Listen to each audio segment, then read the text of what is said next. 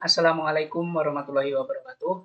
Perkenalkan, nama saya Rahman Hakim, NIM 21114416 dari Prodi Informatika, kelas Informatika 9. Di sini saya akan menjelaskan atau mempresentasikan mengenai lingkungan bisnis perspektif global.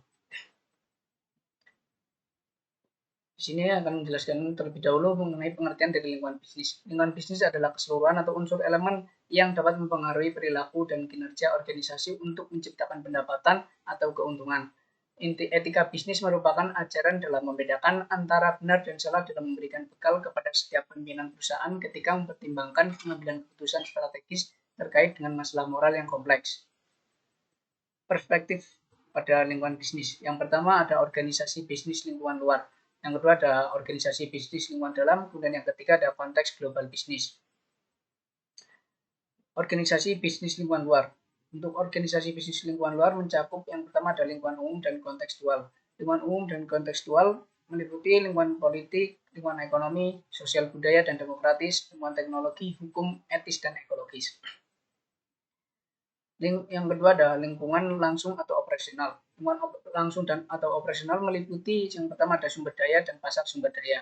Kebutuhan organisasi akan sumber daya membuatnya sangat bergantung pada pemasok sumber daya tersebut. Beberapa di antaranya beroperasi di pasar yang terstruktur untuk atau memang kegiatan pemasok individu dapat memiliki dampak mendasar pada keberhasilan proses. Yang kedua ada pelanggan.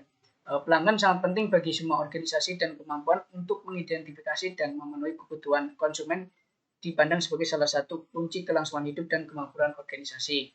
Untuk yang ketiga ada pesaing. Persaingan baik langsung maupun tidak langsung merupakan bagian penting dari konteks di mana banyak perusahaan beroperasi dan merupakan faktor yang sama berlaku untuk input serta output sisi bisnis. Kalau istilahnya itu masuk dan keluarnya pada lingkungan bisnis. Kemudian menganalisis lingkungan bisnis. Dalam subjek yang mencakup semua lingkungan bisnis dimungkinkan untuk mengidentifikasi banyak pendekatan untuk organisasi materi, mengikuti pengenalan dasar gagasan lingkungan bisnis. Bagian kedua mempertimbangkan berdasarkan kepada politik, ekonomi, sosial budaya, demokrasi, hukum, konteks etika, dan ekologi di mana bisnis berfungsi. Yang ketiga ada perhatian difokuskan pada 3 aspek struktur utama, yaitu struktur hukum, ukuran, dan struktur industri. Bab tentang struktur hukum mengkaji dampak definisi hukum yang berbeda pada operasi si perusahaan dan mempertimbangkan kemungkinan variasi dalam tujuan organisasi berdasarkan hukum dan pengaruh lainnya. Selanjutnya ada lingkungan bisnis tema sentral. Lingkungan bisnis tema sentral meliputi yang pertama ada interaksi dengan lingkungan, kemudian interaksi antar variabel lingkungan, kompleksitas lingkungan, volatilitas dan perubahan lingkungan, keunikan lingkungan, serta tingkat analisis spesial yang berbeda. Selanjutnya, organisasi bisnis lingkungan dalam. Konsep organisasi bisnis lingkungan dalam. Menurut Stoner dan Freeman, organisasi dapat didefinisikan sebagai 2 atau lebih banyak orang yang bekerja sama dengan cara yang terstruktur untuk mencapai tujuan atau rangkaian tertentu. Didefinisikan dengan cara ini, istilah ini mencakup beragam struktur dalam. Yang pertama ada sektor swasta dan yang kedua ada sektor publik.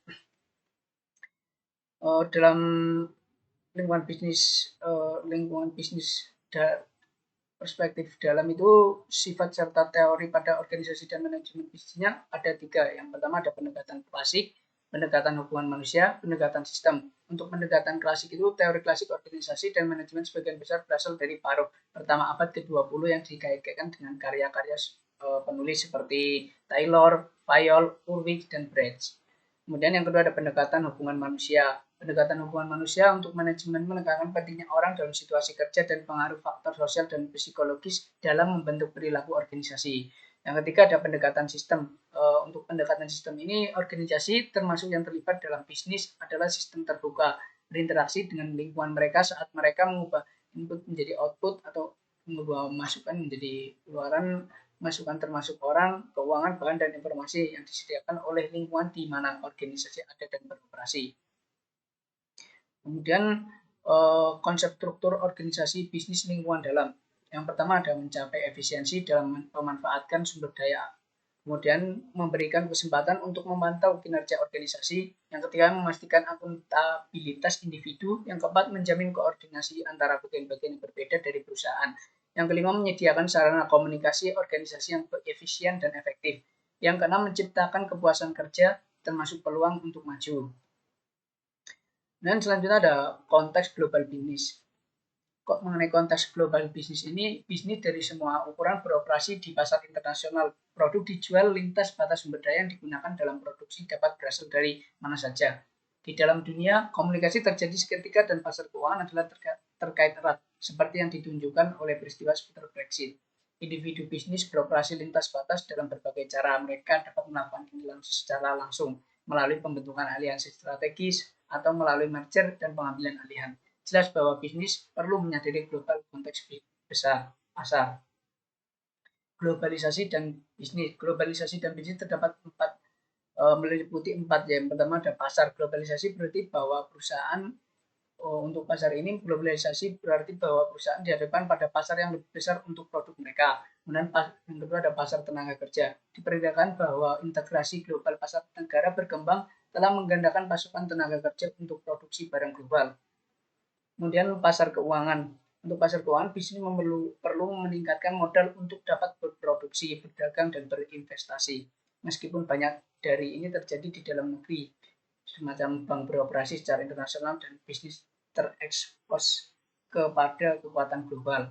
Dan selanjutnya sumber daya lainnya. Sumber daya lainnya misalnya bisnis harus mencari dan membeli sumber daya lain seperti bahan bahan mentah dan energi. Sekian presentasi yang dapat saya sampaikan. Kurang lebihnya mohon maaf. Wassalamualaikum warahmatullahi wabarakatuh. Terima kasih.